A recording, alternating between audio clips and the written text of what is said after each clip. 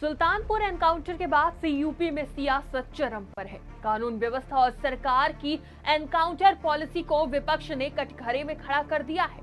जहां विपक्ष इस मामले पर सरकार को घेरने का कोई मौका नहीं छोड़ रहा है, तो वहीं सत्ता पक्ष विपक्ष पर करारा पलटवार कर रहा है।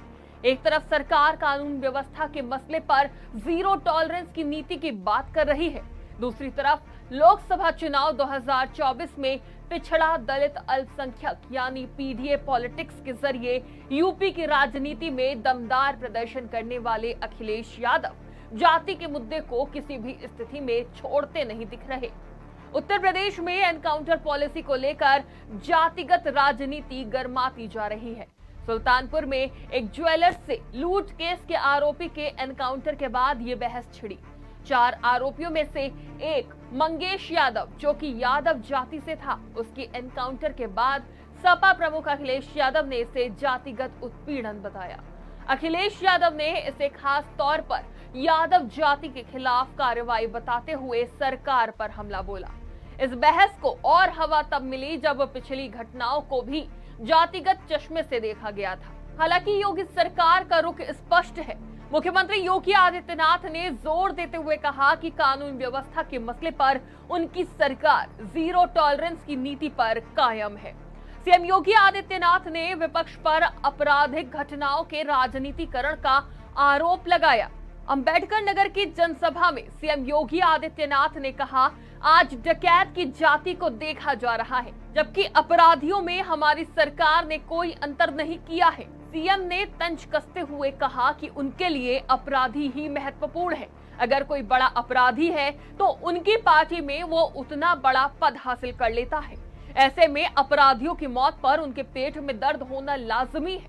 तो आप देखते होंगे जब उनके किसी एक माफिया शागिर्द को, किसी डकैत को जो पुलिस मुठभेड़ में मारा जाता है, जब मारा जाता है तो इनकी दुखती हुई नस पर जैसे पुलिस ने उंगली रख दी हो, तब ये चिल्लाने लगते हैं।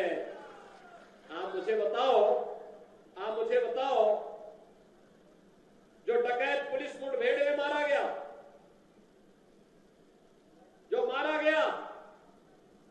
अगर वह डकैत जैसे हथियारों का प्रदर्शन करते हुए डकैती डाल रहा है, वहां ग्राहक भी बैठे हैं, ग्राहकों को खड़ा करके एक तरफ करके अगर गोली मार देता तो क्या उनकी जान को ये समाजवादी पार्टी वापस कर पाती क्या? और वो किसी भी जाति के हो सकते थे। ग्राहक वो यादव भी हो सकता था, दलित भी हो सकता था, किसी भी जाति का हो सकता था, क्योंकि किसी को बेटी की शादी करनी होती है, किसी को कोई विदाई में कोई जेवर देना होता है। जेवर की परंपरा हमारे इतिहास का एक महत्वपूर्ण कार्यक्रम हिस्सा है, मांगलिक और एक शुभ कर्म का हिस्सा माना जाता है।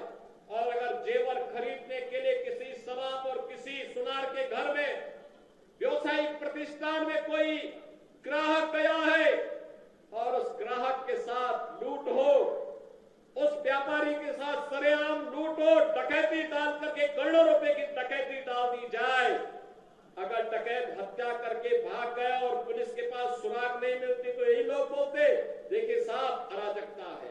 और अगर पुलिस ने पकड़ लिया, कार्रवाई कर दी और फिर मुठभेड़ में, आपसी मुठभेड़ में डकैत मारा जा रहा है, तो समाजवादी पार्टी को बुरा लग रहा है, कह रहे साहब ये नहीं होना चाहिए।